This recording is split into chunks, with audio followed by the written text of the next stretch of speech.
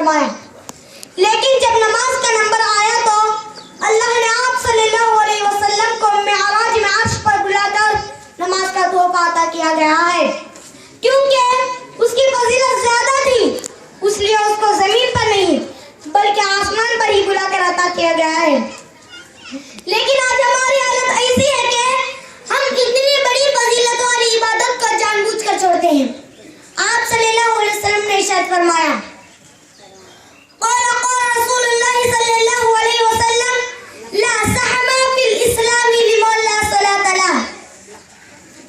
رسول اللہ صلی اللہ علیہ وسلم نے فرمایا اسلام میں اس کا حصہ نہیں جس نے نماز نہیں پڑھی. ایک حدیث میں آپ صلی اللہ علیہ وسلم نے فرمایا قرۃ عینی فی الصلاۃ کہ نماز میری آنکھوں کی ٹھنڈک ہے. جب بندہ نماز ادا کرتا ہے تو پیارے نبی آنکھوں کو ٹھنڈک محسوس ہوتی ہے اور نماز چھوڑنے والوں سے آپ صلی اللہ علیہ وسلم کو تکلیف ہوتی ہے. تو ہم غور کریں ہم کیسے امت محمدیہ ہیں کہ اپنے نبی صلی اللہ علیہ وسلم کو تکلیف دے رہے ہیں.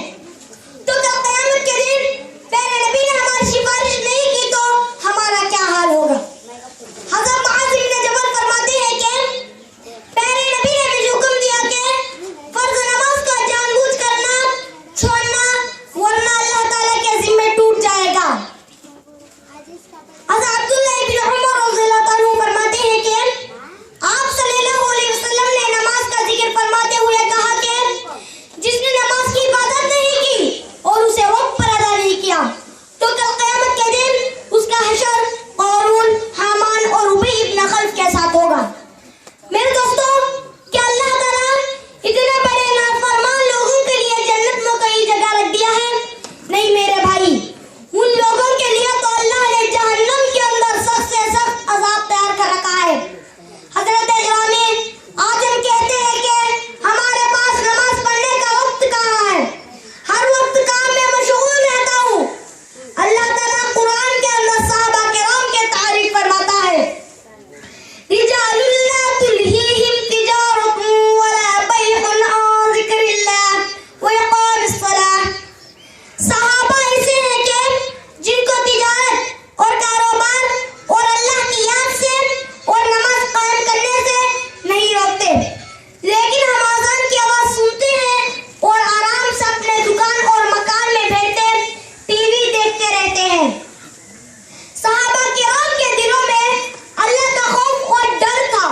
آج ہمارے دلوں میں نہ تو اللہ کا خوف اور ڈر ہے نہ تو قیامت کی ہولناکی کا ڈر ہے.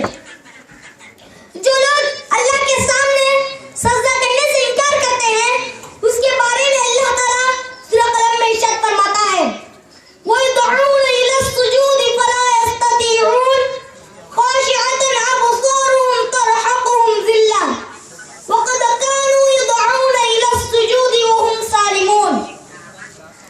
اور انہیں سجدہ کی طرف بلایا جائے گا تو سجدہ نہ کر سکیں گے, ان کی آنکھیں جھکی ہوں گی, ان پر ذلت اور رسوائی چھائی ہوئی ہوگی. اور یہ سجدہ کی طرف بلائے جاتے تھے اس حال میں کہ وہ جب صحیح سالم تھے. محترم سامعین, کل قیامت کے دن اللہ تعالیٰ سب کو سجدہ کرنے کا حکم دے گا. سب لوگ سجدہ میں چلے جائیں گے مگر وہ لوگ جو دنیا میں اس کا پابندی نہیں کرتے, نماز کی پابندی نہیں کرتے تھے وہ جھکنا چاہیں گے مگر ان کی کمر بالکل لکڑی کی طرح سخت ہو جائے گی اور وہ نہیں جھک سکیں گے کیونکہ دنیا میں اس کا پریکٹس کیا ہی نہیں تھا, جس کی وجہ سے ان پر ذلت اور رسوائی چھائی ہوئی ہوگی اور اللہ تعالیٰ اس کی طرف نظر رحمت نہیں فرمائے گا.